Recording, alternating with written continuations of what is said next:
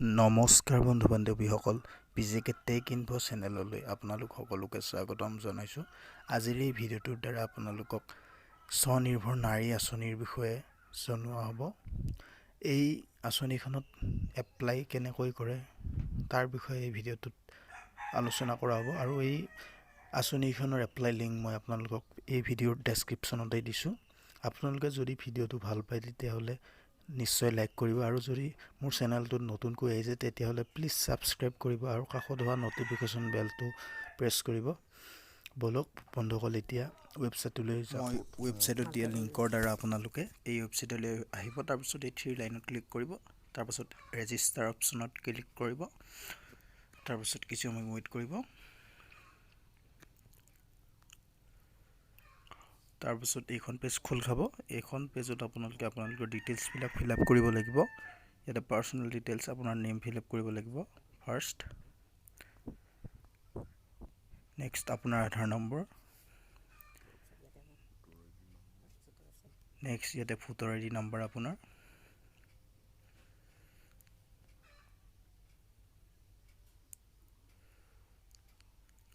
তাৰপাছত আপোনালোকৰ mobile number.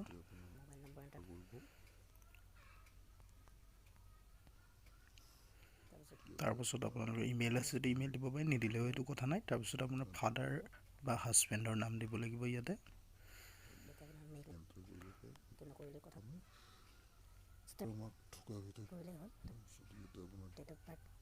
তাৰপাছত আপোনাৰ ডেট অফ বাৰ্থ চিলেক্ট কৰিব।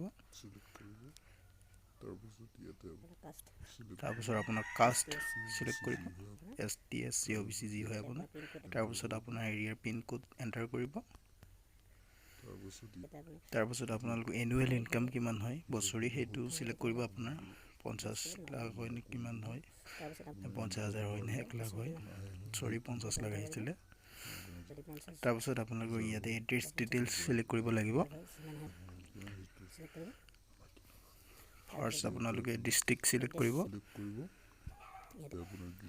আপোনালোকৰ ডিষ্ট্ৰিক্টবিলাক ইয়াতে আহিবই, ডিষ্ট্ৰিক্ট চিলেক্ট কৰিব। তাৰপিছত আপোনালোকে এছেম্বলি কনষ্টিটিউৱেঞ্চি চিলেক্ট কৰিব, আপোনাৰ কি হয়।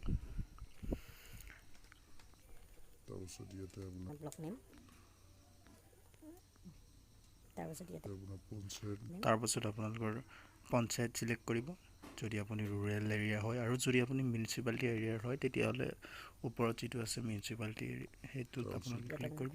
তাৰপিছত আপোনালোকে ভিলেজ নেম ইয়াতে ক্লিক কৰিব।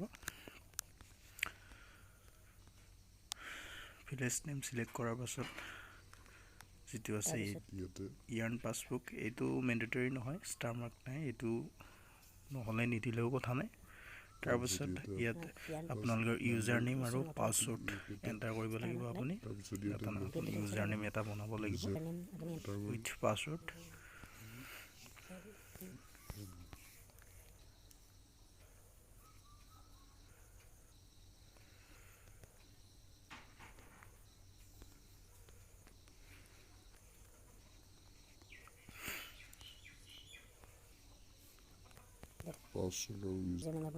বন্ধুসকল, এই ইউজাৰ নেম আৰু পাছৱৰ্ড বনোৱাৰ পিছত আপোনালোকৰ মোবাইললৈ এটা SMS আহিব। সেই SMSত এই ইউজাৰ নেমটো আৰু পাছৱৰ্ডটো আপোনালোকলৈ আহি যাব। আৰু লগতে এইটো পেজৰ পিছত আপোনালোকে ৰেজিষ্টাৰ অপশ্যনত ক্লিক কৰিব। তাৰপাছত নেক্সট আপোনালোকে ইয়াতে আপোনালোকৰ ডকুমেণ্টবিলাক আপলোড কৰিব।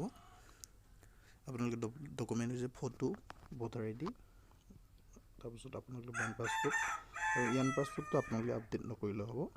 ধন্যবাদ বন্ধু বান্ধৱীসকল।